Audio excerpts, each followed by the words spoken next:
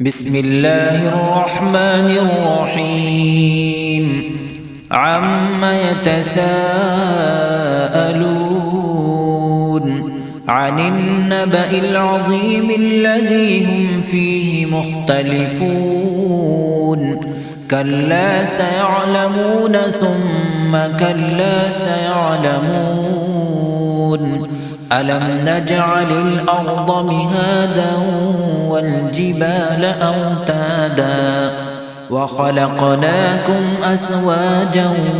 وجعلنا نومكم سباتا وجعلنا الليل لباسا وجعلنا النهار معاشا وبنينا فوقكم سبعا شدادا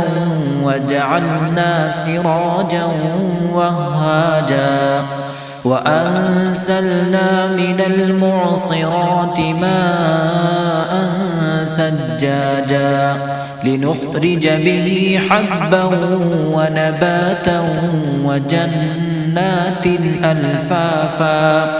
إن يوم الفصل كان ميقاتا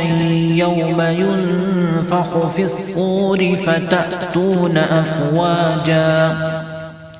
وفتحت السماء فكانت أبوابا وسيرت الجبال فكانت سرابا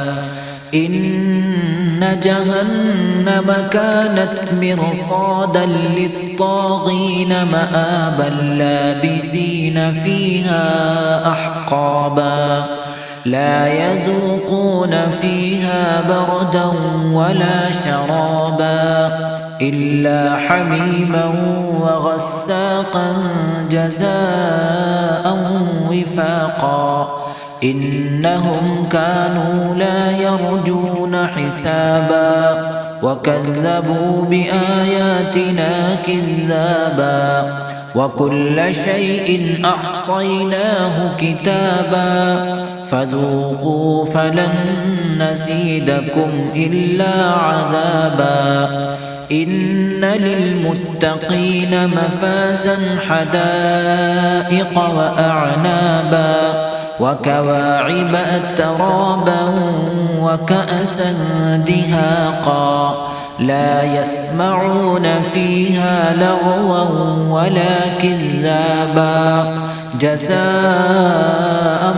من ربك عطاء حسابا رب السماوات والأرض وما بينهما الرحمن لا يملكون منه خطابا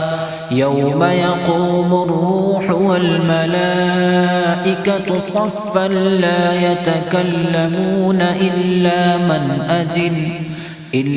من أذن له الرحمن وقال صوابا ذلك اليوم الحق فمن شاء اتخذ إلى ربه مآبا إنا أنذرناكم عذابا قريبا يوم ينظر المرء ما قدمت يداه ويقول الكافر يا ليتني كنت ترابا.